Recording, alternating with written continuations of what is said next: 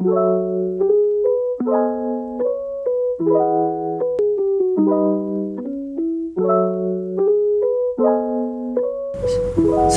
warahmatullahi wabarakatuh. Waalaikumsalam warahmatullahi wabarakatuh. Ketemu lagi kita di podcastku. Jangan lupa lahirkan amal soleh di setiap peristiwa. Teman-teman, kembali lagi di podcastku, dan kali ini kita bakal ngobrol-ngobrol bareng Ketua PBMT MPW DIY, Pak Bambang Edi Asmara. Assalamualaikum Pak Bambang. Waalaikumsalam warahmatullahi wabarakatuh. Gimana kabarnya Pak? Alhamdulillah baik. Sehat ya Pak ya? Sehat alhamdulillah. Gimana corona sudah mulai beraktivitas kembali? Ya, pasca apa? Kemarin PPKM kemudian tidak jadi, atau mungkin corona rame-rame kemarin, sekarang sudah mulai aktif lagi? Ya, Pak? sudah aktif. Bahkan teman-teman Arta Amanah sudah pada outbound kemarin.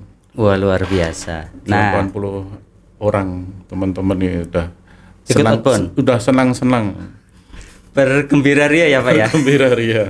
Setelah hampir 2 tahun berada dalam kungkungan ya Pak ya? Terjerat di dalam kungkungan kemarin, lepas semua ya. Lepas semua. Nah, teman-teman LAS MKU, kita mau ngobrol-ngobrol berbagai hal tentang BMT, tentang PBMT dan lain-lain. Nah, perlu saya perkenalkan dulu nih Pak Bambang Edi Asmara. Bea. Biasa dipanggil Pak Bea ya Pak? Pak Bea ya. Iya. Soalnya kepanjangan namanya. Namanya kepanjangan. Asmara, ya. Dengan Pak Bea, karena beliau juga founder BMT Arta Amanah Sanden, sekaligus saat ini menjadi ketua pengurus BMT Arta Amanah Sanden. Alhamdulillah diamanai Pak ya. sama anggota. Sebelum ngobrol-ngobrol lebih jauh Pak, lebih lanjut Pak, nama Bea itu siapa, asal usul yang mengungkapkan ya Pak ya? Wah, ini harus buka rahasia ya. Gimana ceritanya Pak?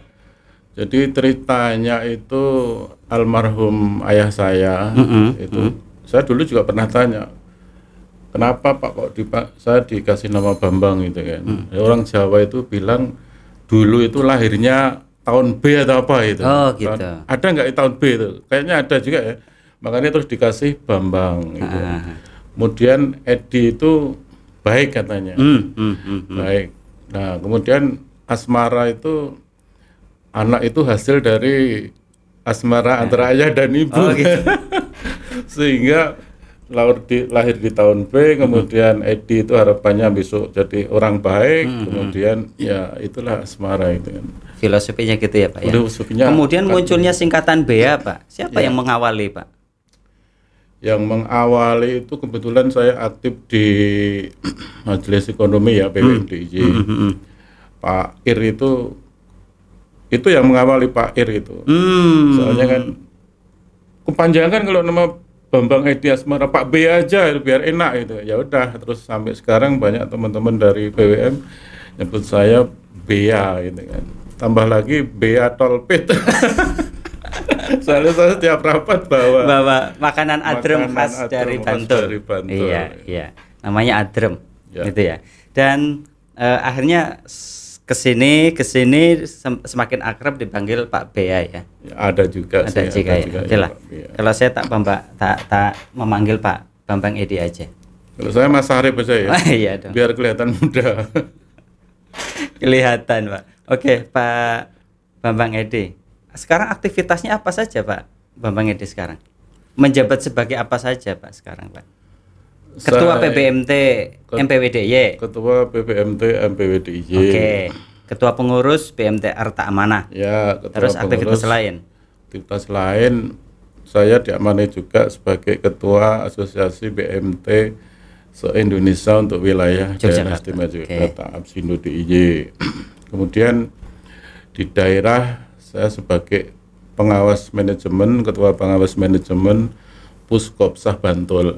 Yang tadi juga baru pertemuan, tapi sehubungan saya dipanggil Mas Arif ya, saya mohon izin ke teman-teman untuk ke sini gitu kan. Kemudian di Puskop DIY, di Puskopsah DIY saya juga diamanai oleh teman-teman sebagai ketua pengawas manajemen Puskopsah DIY. Kemudian saya juga diamanai lagi, ini banyak amanah ini. Banyak amanah juga.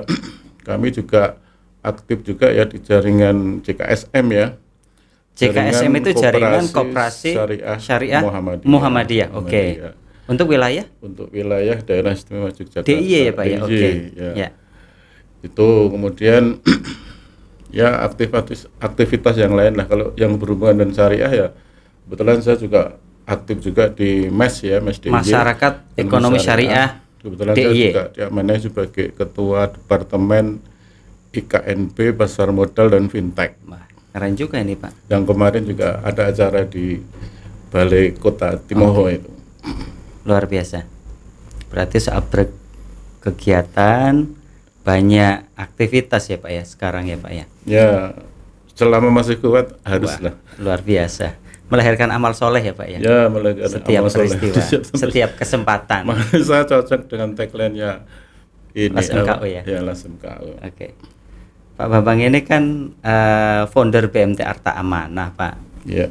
Mungkin bisa cerita sedikit Pak terkait BMT Arta Amanah kelahirannya Pak.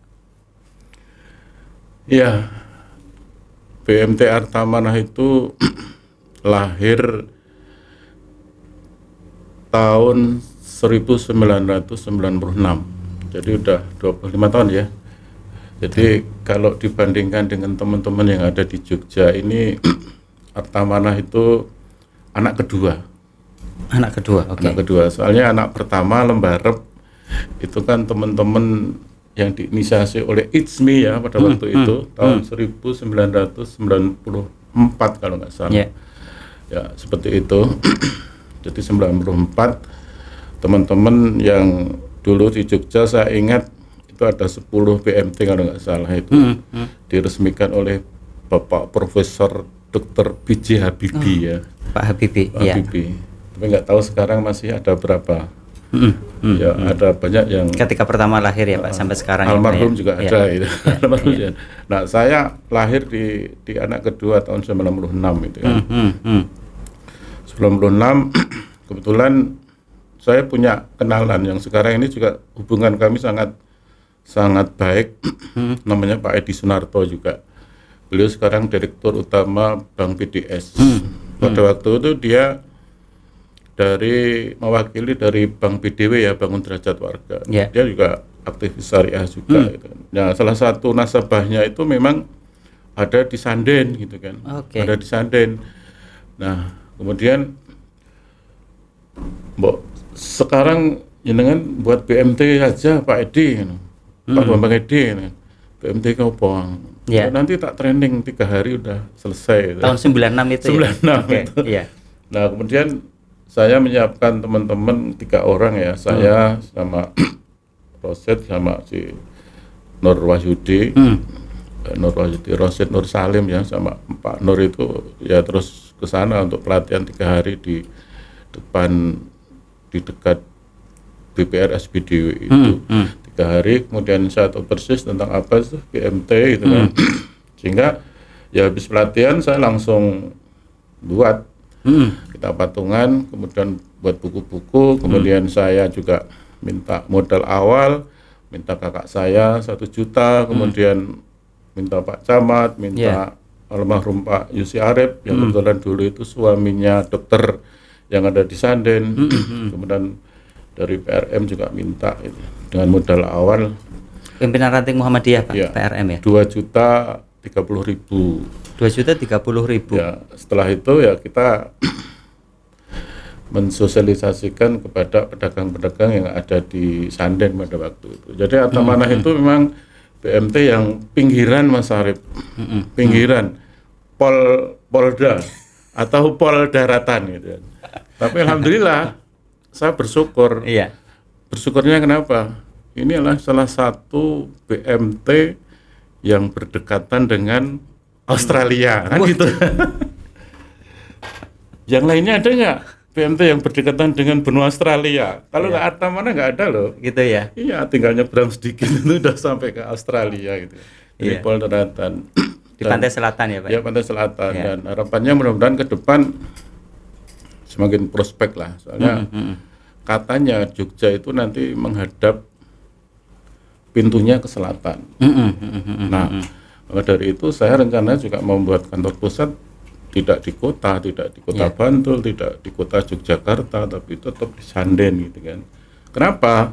Jogja itu besok mau menghadap ke selatan. Pintunya itu ke selatan. Termasuk di Pantai Samas itu nanti akan dibuat pelabuhan. Pelabuhan kapal, sehingga nanti saya kalau Mas Arif bersama saya ke Australia itu udahlah dari Pantai Samas saja nyebrang gitu. Cuma berapa jam itu kan. Samping itu jalur lintas selatan JLS juga sudah mulai dibangun kan sekarang ini. Tinggal nanti kalau buka apa namanya jembatan dari Kulon Progo itu sudah dibuka sampai ke Parangtritis, sampai ke Gunung Kidul, bahkan sampai ke Jawa Timur itu besok udah jalur itu ya.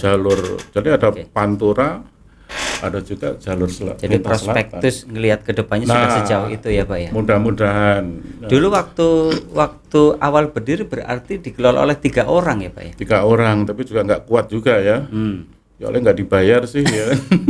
Sekarang sudah berapa Pak? Apanya? Sejak 96 sekarang sudah 2022, sudah hampir 25 tahun. Karyawannya ada berapa sekarang Pak? Alhamdulillah baru 80. Wah luar biasa. Dari 3 orang menjadi 80 orang. Itu kan sama saja membuka lapangan pekerjaan untuk kurang lebih 80 orang ya Pak ya. Luar Tugas biasa. kita ya. membantu Depnaker gitu. Membuka lapangan pekerjaan sebesar-besarnya. Oke. Apa aja Pak produk di BMT Arta Amanah Pak? Produk yang diberikan ke anggota, produk simpanan, produk pembiayaan, terus produk apa lagi Pak produk di BMT Arta Amanah? Ya, kalau berbicara produk, wah ini manajer marketing saya yang hafal gitu kan. Tapi yang jelas kita jadi produk di Arta Amanah itu kita sesuaikan dengan kebutuhan dari anggota. Kita ada berapa? 13 produk kalau nggak salah produk. Itu. Ya. Ada untuk renovasi rumah, kemudian ada untuk beli motor dan mobil, BBM, ada juga untuk apa namanya orang mau punya gawe atau nikahan, itu ada juga ya, macam-macam lah banyak masalah. Saya lihat di websitenya BMT Arta Amanah. www.bmtartaamanah.com ya Pak ya. Jadi teman-teman nanti bisa akses di websitenya bmtartaamanah.com. Itu saya lihat juga produknya juga cukup beragam Pak ya. Dan namanya unik-unik Pak. Ya kalau saya lihat ya, ada namanya TUM, Tani Unggul Makmur. Tani Unggul Makmur. Jadi memang difokuskan untuk para petani ya. Jadi kita menyediakan memfasilitasi petani sebuah Arta Amanah itu kan pinggiran gitu kan. Banyak dikelilingi oleh sawah-sawah itu kan. Sehingga kita anggota-anggota kita juga banyak petani sehingga kita muncul produk TUM, Tani Unggul Makmur, di mana petani kalau mau beli bibit atau beli pupuk atau pokoknya untuk usaha mereka lah kita fasilitasi seperti itu. Dan bayarnya apa? Bayarnya ya kita yarnen atau bayar setelah panen gitu. Yarnen itu istilah memang familiar di Bantul ya Pak ya. Yarnen bayar setelah panen. Oke. Jadi mereka petani itu bayar nanti kalau sudah panen. Jadi sangat fleksibel ya Pak ya, dan sangat ramah lah buat para petani. Ya, karena memang mereka dapat uangnya putarannya kan ketika panen ya Pak ya. Ada juga BBM yang untuk beli kendaraan. Ya, itu khusus untuk anggota kita kan beragam juga ya. Ada banyak yang PNS, para pensiunan gitu kan. Pengen beli mobil untuk anaknya yang mau kuliah ya kita fasilitasi lah itu. Jadi teman-teman kunjungi aja ya ke websitenya BMT Arta Amanah di banyak produk di sana, banyak informasi produk mulai dari mal dan tamwilnya ya. Jadi teman-teman bisa kunjungi di sana. Dan juga bisa lihat di Instagramnya ya Pak ya. Instagramnya sangat BMT aktif Arta kita Amanah untuk mengupload kegiatan-kegiatannya, termasuk outbound kemarin hari Sabtu itu juga kita upload di sana. Teman-teman jadi kalau pengen lebih lanjut tahu tentang BMT Arta Amanah bisa di websitenya maupun di Instagramnya. Teman-teman bisa kunjungi di media sosial. YouTube juga boleh dibuka. Oh, YouTube juga boleh ya. Dan jangan lupa like, subscribe dan share. Oke, teman-teman ya, jangan lupa tuh BMT Arta Amanah. Sekarang sudah berkembang luar biasa. Sekarang punya berapa kantor, Pak? Kita di tahun 2021 ini ada 5 kantor. Ada 5 kantor. Di Jalan Parangtritis, kemudian di Kota Bantul, kemudian di Jalan Wonosari, di Piyungan, kemudian di Jalan Wates, di Sedayu, dan insya Allah awal 2022 ini kita buka di Kabupaten Kulon Progo. 2022 buka 1 kantor lagi di Kulon Progo. Jadi total nanti akan ada 7 Pak. 7 apa 6? Sama Sanden ya? Iya, sama Sanden sama Pesat ya. Berarti ada sekitar 7 kantor ya Pak ya. Luar biasa. Kita launching awal 2022 ini. Awal ini ya. Oke. Keren, luar biasa. Oke. Pak Bambang Edi. Pak Bambang Edi ini kan salah satu founder pendiri BMT sejak awal dan mengikuti sampai sekarang. Kira-kira perkembangan BMT saat ini seperti apa Pak? Perkembangannya Pak, menurut pandangan Pak Bambang Edi? Ini kacamata Hartamanah atau kacamata ketua MPW? Kacamata ketua seorang founder. Ya, wah ini saya jadi seperti Pak Awalil ini. Oh gitu ya. Pengamat ya. Jadi kalau secara makro, secara daerah istimewa Yogyakarta, fix-nya kita belum bisa berkomentar. Soalnya apa? Soalnya kita kan masih bulan ini kan baru proses rapat anggota tahunan ya, pembuatan buku ya. Kita belum pegang juga sih laporan-laporan dari teman-teman itu sampai sejauh mana progresnya ataupun perkembangannya. Yang jelas di Jogja ini teman-teman ataupun BMT itu sangat heterogen. Jadi sebagai contoh misalnya ada juga teman-teman yang kelas 10 miliar ke bawah ini banyak didominasi di situ. Ada juga teman-teman yang asetnya 10 sampai 30, 40 atau bahkan 50. Kelas middle ini juga banyak. Kemudian ada juga kelas-kelas yang agak di atas 50 M ya. Ini juga ya ada dihitung jari juga ada itu kan. Alhamdulillah termasuk Hartamanah. Jadi kalau bagi saya melihat dari kacamata Hartamanah sendiri dan mungkin dari teman-teman yang kelas di atas itu ya perkembangannya gara-gara dihantam oleh Corona 2 tahun pandemi ini memang apa ya namanya, jadi zonnya itu zon tumbuh sama stagnan ya. Jadi kalau di sini stagnan, di sini tumbuh, grow itu zone itu kita ada di tengah-tengah. Rata-rata seperti itu. Jadi ya tumbuh sih tumbuh, tapi rata-rata di bawah 10% Mas Arif. Tumbuhnya ya. Ya. Tapi kalau yang aset-aset masih bawah itu ya agak stagnan juga itu kan. Jadi kalau boleh dikatakan kita ada di zona tengah, jadi tumbuhnya tidak begitu tinggi, tapi juga tidak stagnan kalau di rata-rata. Sebagai contoh, ya termasuk BMT saya itu, ya semuanya tumbuh itu kan. Kecuali ya kalau SHU agak turun sedikit ya 3%. Soalnya apa? Soalnya gaji karyawan nggak kita turunkan kan. Pendapatannya juga agak sedikit turun. Menurun ya Pak ya. SHU-nya ya turun lah. Tapi kalau evaluasi saya kalau dikomparasikan dengan target, ya alhamdulillah kita masih rata-rata di atas 80% lah. Jadi misalnya targetnya 100 ya kita tercapai di atas 80-90%. Ya kalau dinilai kalau kuliah itu kan ya B lah, baik lah, mau di atas 80 gitu kan. Rata-rata seperti itu.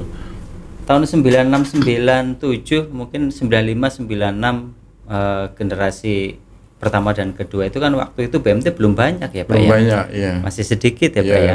Nah, sekarang kan sudah tumbuh pesat dari sisi kuantitas BMT Koperasi Syariah kan udah bagus juga Pak hitungannya ya Pak. Karena sudah makin banyak kan Pak. Jadi dari sisi kuantitas tentu selama kurun waktu 20 sampai 25 tahun kan sudah mulai banyak BMT tumbuh di mana-mana. Dan saya rasa antusiasme masyarakat juga makin tinggi kan Pak ya. Tinggi ya. Kalau ngomong-ngomong asosiasi Pak, sebelum kita ngobrolin PBMT MPW DIY, asosiasi di BMT itu ada berapa banyak sih Pak? Kemudian ada di mana saja?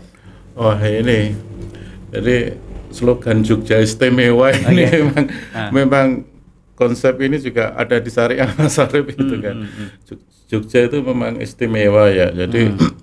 Jadi bandingkan dengan teman-teman yang ada di Jawa Tengah, jadi kita itu seperti halnya kalau saya waktu kuliah dulu itu kan mahasiswanya kan dari Sabang sampai Merauke gitu kan. Nah demikian juga asosiasi di BMT itu juga dari Sabang sampai Merauke. Sebagai contoh misalnya yang pertama tentu saja ya PBMT ya, Perhimpunan BMT Indonesia. Kemudian yang kedua Asosiasi BMT Indonesia Absindo. Absindo. Ini juga yang hidup di Jogja juga, di ya kan? Jogja ya. Kebetulan saya yang diamanahi gitu. Kemudian berikutnya tentang Ikosindo ya. Ikosindo. Ikosindo. Ikosindo itu Insan Koperasi Syariah Indonesia. Oke, ada juga. Sekjen saya juga aktif di Ikosindo ya, Mas Wawan di perhimpunan itu. Dia malah sekjen pusat juga itu beliau itu. Nah, kemudian ada juga tadi yang saya sampaikan di depan JKSM, Jaringan Koperasi Syariah Muhammadiyah ada juga. Ya, ada juga. Kemudian apalagi ya tentang Puskopsah itu ya semua ada itu. Dari daerah itu di Bantul juga ada. Kebetulan saya aktif di sana sebenarnya dari Bantul. Kemudian di Gunung Kidul juga ada Puskopsah daerah. Jadi Puskopsah DIY-nya ada di daerah juga masing-masing ada. Ya, semua kabupaten juga ada itu. Ya. Kulon Progo juga ada, kemudian Sleman juga ada. Nah, itulah beberapa asosiasi yang ada di Jogja sehingga semuanya, dan alhamdulillah semuanya hidup. Semuanya ada ya. Tadi saya pertemuan di Puskopsah Bantul setiap bulan. Daerah Bantul ya. Setiap bulan itu. Ya. Setiap bulan. Banyaknya asosiasi ini kan perlu ada konsepnya sekarang itu kan kolaborasi ya Pak ya. Lagi ngetren bahwa kolaborasi itu menjadi penting.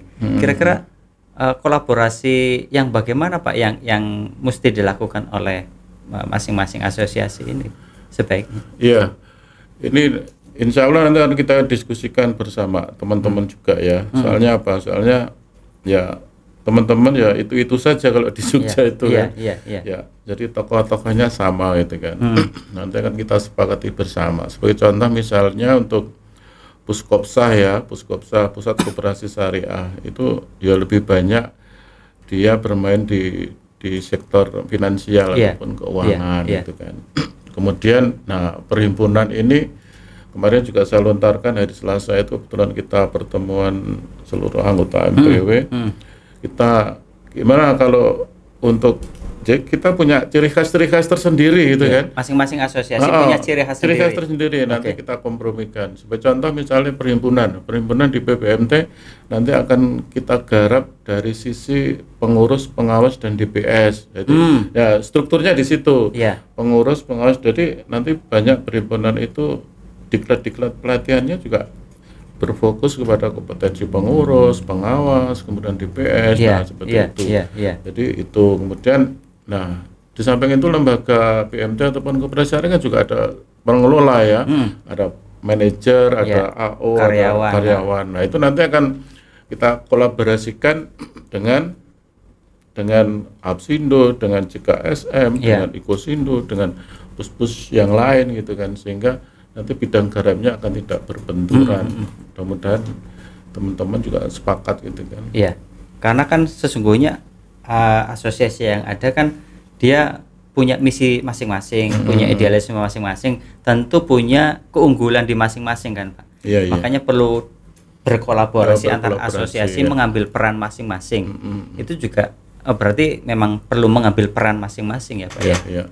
Mengambil peran masing-masing. Di MES kemarin saya lontarkan kalau masyarakat ekonomi syariah itu dikenal oleh teman-teman PMT ya mengadakan diklat dong. Seperti halnya saya ngambilnya di DPS, Dewan Pengawas Syariah itu. Nanti kami juga sinergi juga dengan MES DIY ya. Rencananya juga mau ada diklat pelatihan untuk DPS yang ada di koperasi syariah ataupun PMT. Nah, semacam itu.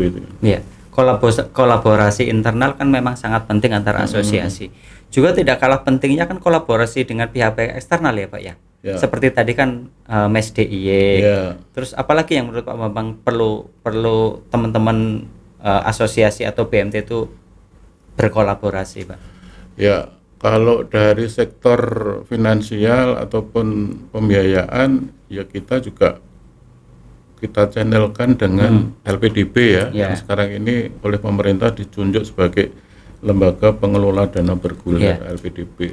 Selain Puskopsah atau Puskopda masing-masing, kalau seandainya butuh dana yang agak lumayan besar, tidak bisa difasilitasi oleh PUS, ya kita channelkan dengan LPDB.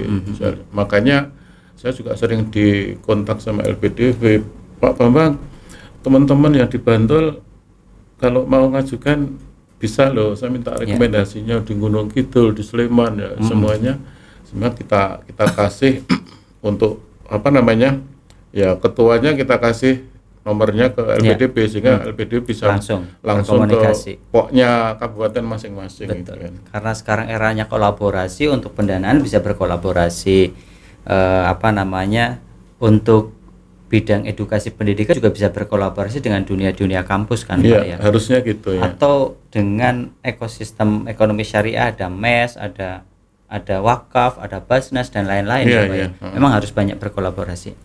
Kalau PBMT MPWDIY sendiri, Pak, sekarang anggotanya kurang lebih berapa, Pak?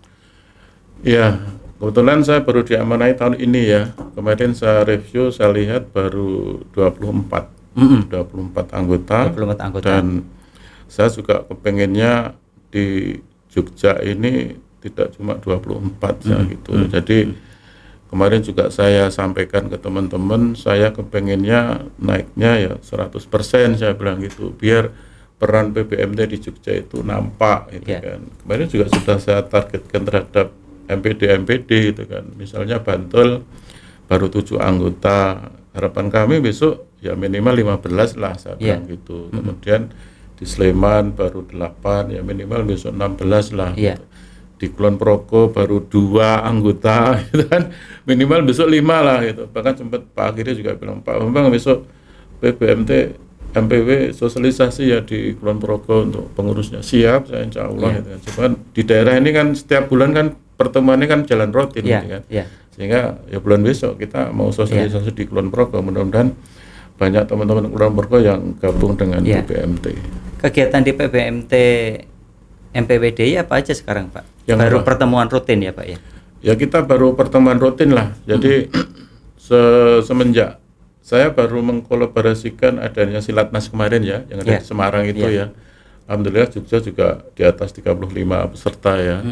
Kemudian nah besok Jumat itu kita juga Rakernas LAS MKU itu saya cek sama Mas Jondi, berapa Mas Jondi yang belum ikut, saya bilang itu 2 itu kan. Saya hafal itu. Yang gabung di LAS MKU saya hafal itu. BMT Asalam sama BMT Bina Sejahtera Pak Bambang. Ya, coba saya callingnya gitu.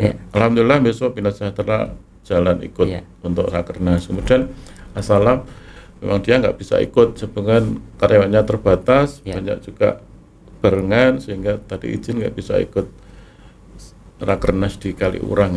Jadi semua anggota saya terpantau lah, sehingga jadi orang Jogja, orang Jawa itu apa ya, jadi perlu untuk apa ya Mas Sarip ya, diwongke ya, dikarohke gitu.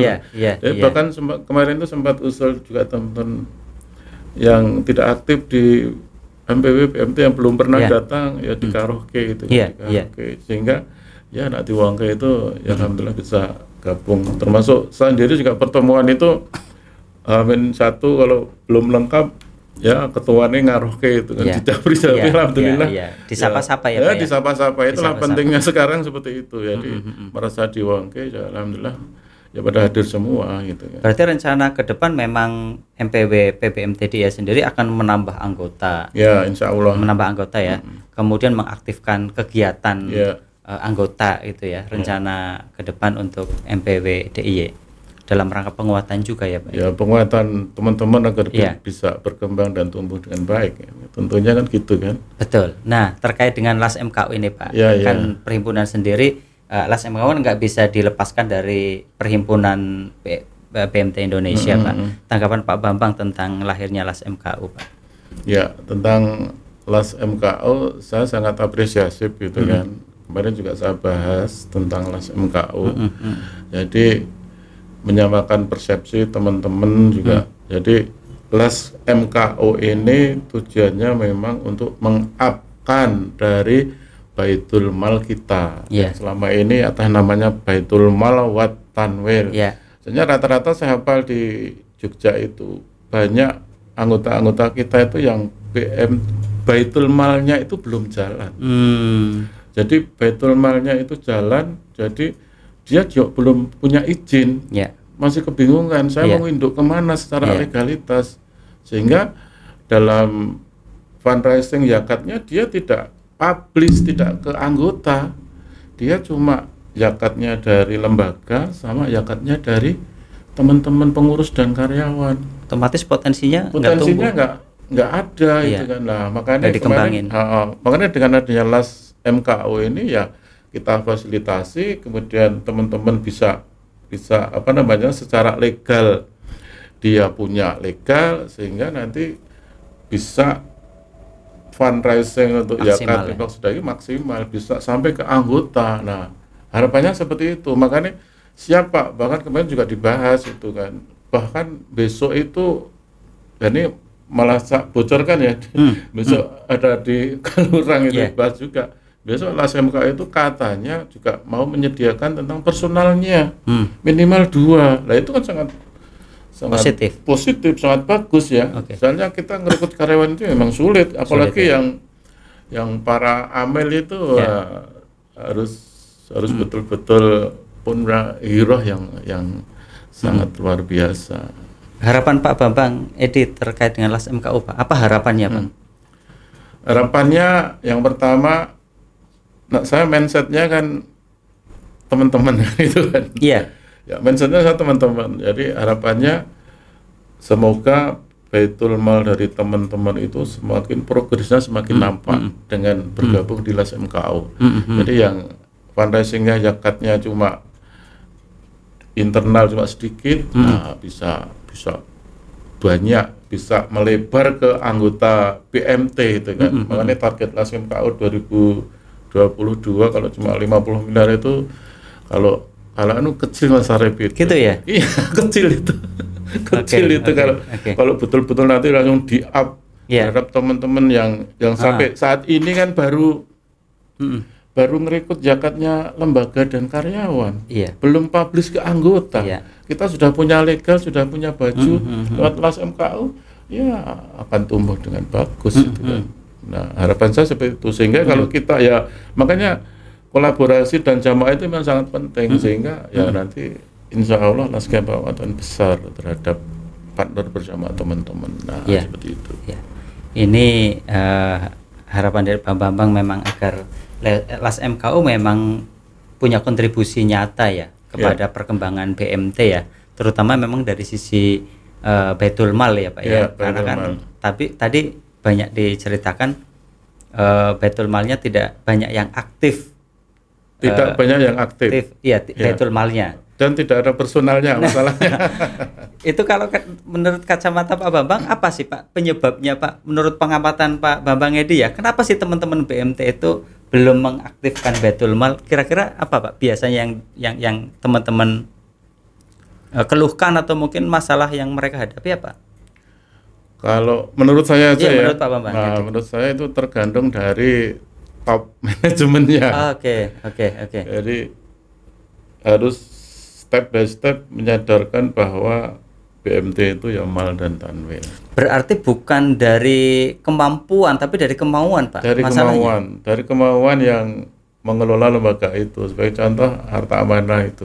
Nah, saya udah kita siapkan, bahkan sekarang itu tim Baitul Mal udah 5 orang personil. Itu kan tergantung dari lembaganya masing-masing. Kemauan. Ya dengan adanya kalau kemampuan semua mampu ya Pak. Semuanya mampu itu kan. Nah, tapi kalau kemauan tidak semua orang punya. Kalau dari top manajemen juga belum ya gimana bisa mau berkembang? Betul, karena memang kewenangannya ada di top manajemen ya. Di pengurus lah gitu. Contohnya nih harta amanah nih sudah punya kemauan. Akhirnya kan memang bersungguh-sungguh mengaktifkan Baitul Mal, sekarang ada 5 karyawan. Iya. Ini nanti mau saya tambah lagi. Ditambah lagi. Ini kan baru di pusat. Iya. Belum di cabang-cabang. Makanya besok acara di Kaliurang yang Rakernas itu saya ngirimkan teman-teman manajer cabang. Jadi nanti harapan kami sebagai contoh cabang baru ya. Ini calon manajernya besok saya ikutkan di Kaliurang. Biar di kantor cabang baru Kulon Progo nanti ada unit Baitul Malnya, ulasnya. Berarti memang rencana plan Pak Bambang Edi Baitul Mal itu bukan hanya di pusat, tetapi Iya. di kantor cabang ada Baitul Malnya. Ya itu biar besar. Unit layanannya. Iya, jadi Sehingga layannya. unit layanan Las MKU ada di kantornya, bukan Kantornya. hanya di lembaga. Iya. Otomatis manajer cabangnya atau Ngeh mancap dulu. harus paham dulu, Paham mau dulu, dulu ya. ngeh dulu. Oke. Oke. Kalau belum ngeh ya gimana mau? Makanya besok di acara Rakernas Besok akan mengutus iya. agar mindsetnya biar sama dengan oke. kita. Makanya saya kemarin mau ngirim berapa 5 atau 4 gitu kan. Ini ide bagus ini Pak. Kayaknya teman-teman BMT belum sampai berpikir seperti itu ya. Ya khususnya Mereka yang punya cabang itu kan. Iya. Kalau Kepikirannya kan Baitul Mal atau unit layanan kan hanya di kantor pusat Pak. iya. Tidak di masing-masing kantor tidak sempat ada ide gagasan untuk mengaktifkan Baitul Mal, padahal konsep namanya inherent Baitul Mal wa Tamwil ya di setiap layanan harus ada ya. Ya selama ini kan apa namanya di cabang itu kan fundraising yakat itu kan belum maksimal. Iya. Di cabang loh. Iya, Kalau di betul. pusat udahlah Otomatis, jalan, ya, Kalau oke, di cabang dikontrol. kan belum. Itu Belum. kan. Padahal anggotanya juga banyak di cabang. Anggotanya banyak juga lah. Oke. Kita itu segmennya memang kepada anggota. Jadi kita kan lembaga dakwah Mas Iya, Arif iya, ya. iya. Selain kita pembiayaan, kita kan juga ada segi-segi sosial dakwah untuk agar supaya anggota itu sadar tentang zakat, tentang infak, sedekah dan wakaf kan. Otomatis nanti unit layanan Las MKU di BMT Arta Amanah ada 7 gitu ya Pak ya? Insya Allah ada 7. Enggak satu, enggak cuma satu. Dan ada hitungannya. bonusnya kemarin udah kita bahas semua cabang gitu kan. Cerita bonusnya gimana Pak? Ya. Bisa dibocorin nggak Pak? Jadi Barangkali ini menginspirasi teman-teman BMT ya, Pak. kemarin udah kita sepakati bersama manajemen ya. Jadi untuk fundraising yakat ya kita kasih 5%. Oke. Kita kasih 5%. Jadi misalnya cabang si A dapat 100 juta, ya kita kasih 5 juta itu. 5 juta Bonus, terserah pimpinannya, mancapnya mau dibagi kemana gitu kan. Oke. Itu hak mereka itu. Iya. Jadi Berarti terdorong ya Pak ya. terdorong itu kan. Sehingga Menarik Pak. ya segmennya apa? Segmennya anggota dan masyarakat ya. Cuma gitu. Itu Mas Arif tentang. Jadi itu termasuk bagian dari strategi mengaktifkan Baitul Mal ya Pak ya. Unit layanan bahwa mancap bertanggung jawab juga bukan hanya dari sisi bisnisnya, tapi juga dari sisi malnya, fundraisingnya, penyalurannya, tasarufnya juga bertanggung jawab akan itu. Masing-masing kantor manajer cabang ya. Iya. Oke. Kalau yang sudah punya cabang kan strateginya kan seperti itu. Tapi kalau yang belum dan sekarang ini masih fundraisingnya zakat cuma baru karyawan dan anggota. Nah itu kan bisa melebarkan. Berarti tugas mancap itu nggak cuma mikirin soal pembiayaan, tabungan, tapi juga soal fundraising untuk Baitul Mal, juga penyalurannya Pak ya. Apa artinya inherenisasi kan? Wah gitu, keren ya Pak ya. Termasuk saya stafnya Mal itu juga jangan cuma paham tentang produknya Mal dong. Tamwilnya juga paham gitu kan. Yang di Mal harus paham tamwil, yang tamwil juga harus paham Mal. Insya Allah akan kita. Itu akan strategi Pak Bambang juga ya ke depan ya, untuk membesarkan BMT bukan hanya tamwilnya tapi juga malnya, sehingga Baitul Mal wa Tamwil nggak bisa dipisah-pisah Pak. Nggak bisa dipisah-pisah. Inherent tadi. Ya inherent dan sebagai lembaga dakwah. Nah keren. Oke. Menarik juga ini kayaknya Pak. Kayaknya teman-teman bakal dapat insight baru lah terkait dengan model konsep mindset dari Pak Bambang Edi, karena kebanyakan yang ada sekarang itu kan memang contohnya kayak tadi manajer cabang lah. Manajer cabang kan hanya dibebankan hanya sisi bisnisnya saja kan Pak, belum sampai ke tamwil, sehingga mereka nggak kepikiran soal itu Pak. Target Mal DIY, PBMT MPW DIY tadi ada penambahan anggota sampai 100% Pak. 100%, insya Allah mudah-mudahan tercapai di tahun 2022 dan tidak menambah masalah kan. Tapi mengatasi masalah. Iya. Karena juga BMT di Jogja juga banyak juga ya Pak ya. Ya Kayaknya jumlahnya gitu, jumlahnya cukup banyak ya. Ya, kalau yang tergabung di Puskop DIY itu ada 96 ya. Yang tergabung di Puskop DIY ada 96. Kalau yang tergabung di asosiasi itu ya 150-an lah itu. Iya, artinya kan sebetulnya masih banyak yang Masih memang banyak. perlu diajak untuk berjamaah kan Pak. Oke. Harapan terhadap perhimpunan PMT Pak.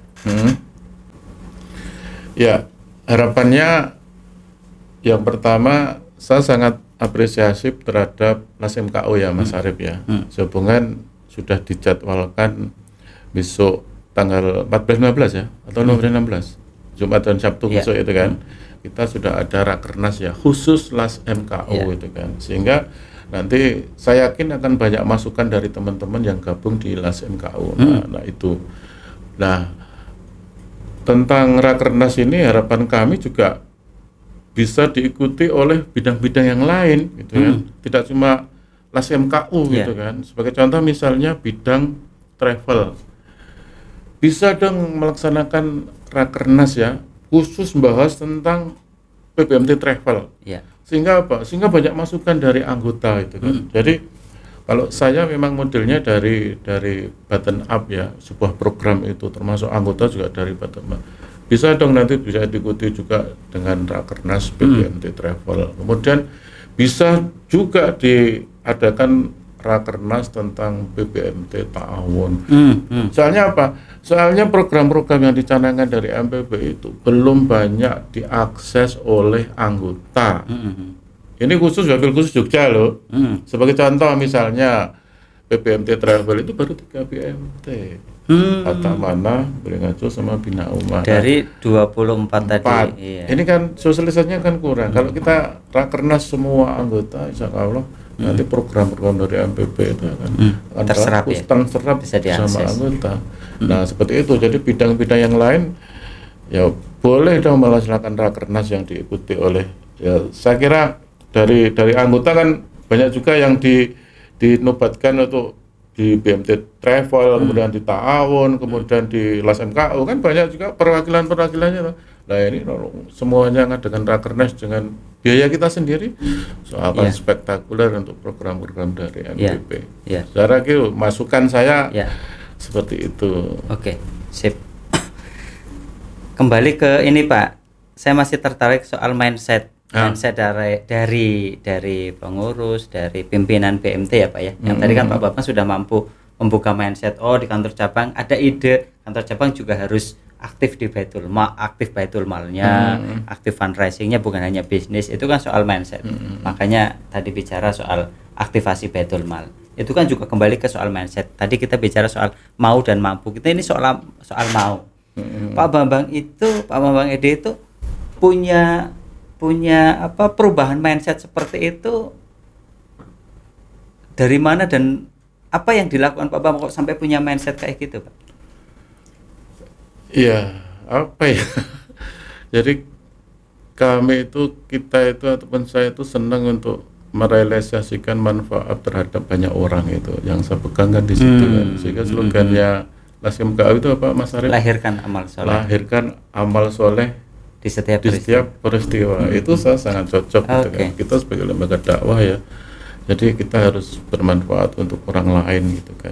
Jadi kunci utama pahami bahwa PMT ini lembaga dakwah. Kita orientasi bukan hanya lembaga bisnis, dan bisnis itu akan jalan kalau kita banyak memberi kan gitu. Banyak memberi ya. Bijaksana sekali Pak. Banyak memberi gitu kan. Pesan Pak buat teman-teman pengurus, Pak Bambang kan pengurus nih. Pesan-pesan buat para pengurus BMT Pak, para pengurus, para founder BMT. Pesannya apa Pak Bambang? Pak Bambang Edi. Ya pesannya kita harus mempunyai roh yang sama itu kan. BMT itu adalah sebagai lembaga dakwah dan Baitul Mal wa Tanwil itu dari kata Baitul Mal dan Baitul Tanwil. Jadi pertanggungjawaban secara sosial terhadap lembaga juga harus ada selain bisnis. Jangan cuma berpikir secara bisnis, tidak ada akan habisnya. Kita harus berbicara kemanfaatan terhadap sosial. Nah, itu kemudian ya sekarang harus betul-betul inovasi ya, teman-teman pengurus. Sekarang kan zamannya di era digital, Mas Arif. Iya. Ini jangan belum singgung juga di era digital itu betul, kan. Pak. Kita harus juga memanfaatkan di situ. Kita tidak ketinggalan zaman gitu kan. Yakat juga harus cuma tinggal pegang HP, klik juga bisa yakat, kemudian infak juga, kemudian transaksi di Tanwil juga harusnya juga harus sudah mulai step by step serba digital. Serba digital. Bahkan di pertemuan tadi yang saya tinggal itu juga kolaborasi digital teman-teman gitu kan. Jadi step by step harus dirubah mindset teman-teman itu untuk bisa beralih ke digital lah, step by step. Nah, seperti itu. Iya, eranya kan koperasi modern kalau yang dikasih pemerintah ya Pak ya. Seperti apa mewujudkan koperasi modern menurut Pak Bambang Edi? Atau Arta Amanah akan mewujudkan koperasi modern melalui langkah-langkah apa saja Pak? Nah, kebetulan kemarin itu pada waktu rapat kerja bersama itu sama teman-teman, kita sudah ada sebuah apa ya namanya, jadi niat gitu kan. Kemarin itu temanya transformasi digital menuju koperasi modern atau itu kan. Nah, apa sih yang namanya transformasi digital? Berbicaranya kan sudah seperti itu kan. Jadi merubah mindset agar supaya kita itu juga familiar terhadap digital gitu kan, terhadap digital. Sebagai contoh apa? Jadi merubah budaya teman-teman dan anggota itu agar supaya juga digital. Sebagai contoh misalnya website yang tadi Mas Haris bilangkan ya. Nah, ini juga teman-teman BMT juga harus mempunyai website. Soalnya apa? Soalnya di situ itu juga banyak info-info tentang berbagai lembaga dan kegiatan dari koperasi.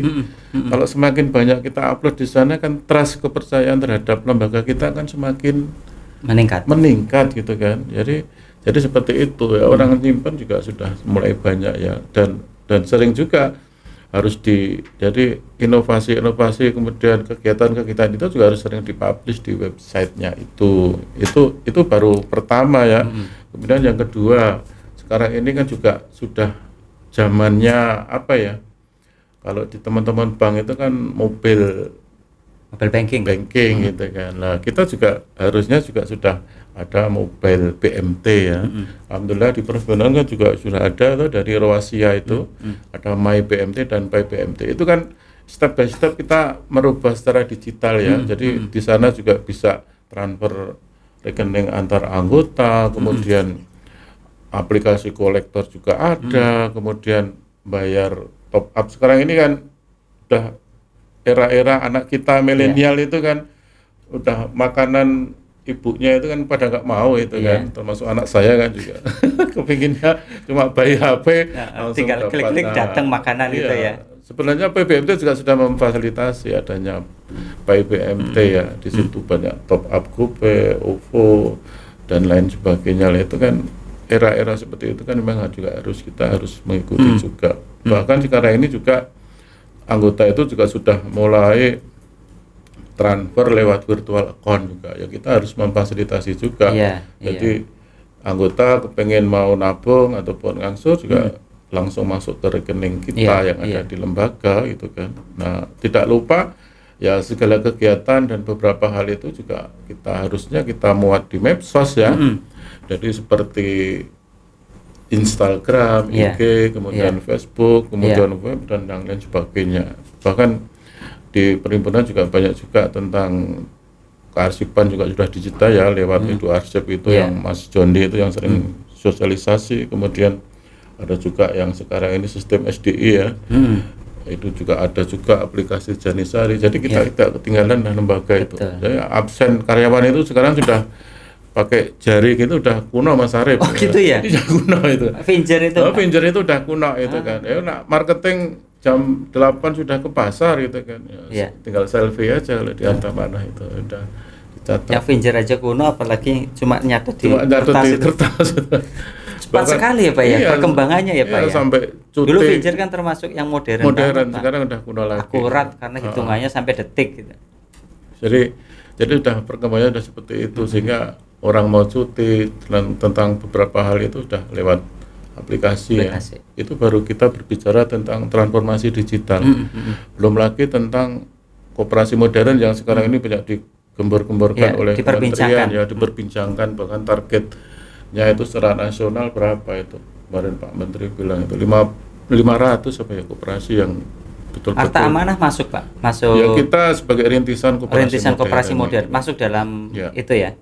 Oke. Target rintisan koperasi modern. Ya, jadi yang pertama saya garis bawahi ada 4 hal ya di koperasi modern itu. Yang pertama adalah ya kita tunduk terhadap hukum-hukum koperasi ya. Jadi kita betul-betul jati dirinya itu koperasi. Kemudian yang kedua ya good corporate governor, jadi tata kelolanya yang baik. Jadi jangan sampai lembaga tidak punya aturan-aturan ya, SOP, SOM dan lain sebagainya. Jadi semua itu bekerja sudah ada aturannya kan enak. Jadi penyalahgunaan wewenang itu kan nggak ada kalau kita sudah punya aturannya. Nah itu harus betul-betul step by step kita kelola betul tentang apa ya, tentang good corporate itu governor itu. Kemudian transformasi tentang era digital ini itu memang sangat penting itu untuk menjadikan kita koperasi modern jangan kalah dengan teman-teman yang lain lah. Nah, yang terakhir ya tentang kinerja bisnis kita harus baik, harus tumbuh gitu, agar supaya trust kepercayaan kita juga semakin meningkat. Baik itu karnya berapa, kemudian boponya berapa, kemudian NPF-nya juga harus bagus. Lah ini kan dengan kinerja bisnis yang bagus ini kan kolaborasinya kan ya kita harus ada diklat ya. Diklat baik itu pengurus, pengawas, manajemen, kemudian kompetensi dan lain sebagainya. Ya kalau kita sudah 4 itu sudah kita laksanakan ya kita sebagai rintisan koperasi modern sudah akan terwujud ya menjadi koperasi modern. Harta Amanah bantu pemerintahan kita, bantu pemerintahan kita. Dan Harta Amanah siap ya Pak ya. Insya Allah termasuk siap. PBMT MPWD juga harus siap mewujudkan itu kan. Iya harus itu. Mewujudkan anggotanya menjadi koperasi modern. Oke. Menarik sekali Pak obrolan pada hari ini, teman-teman sobat LAS MKU. Ini obrolan kita dengan Pak Bambang Edi Asmara selaku Ketua PBMT MPWDY. Mudah-mudahan bermanfaat dan menginspirasi teman-teman semuanya. Kayaknya cukup sekian dulu obrolan kita dan sampai jumpa di podcastku yang akan datang. Assalamualaikum warahmatullahi wabarakatuh. Waalaikumsalam warahmatullahi wabarakatuh. Terima kasih Mas Arif.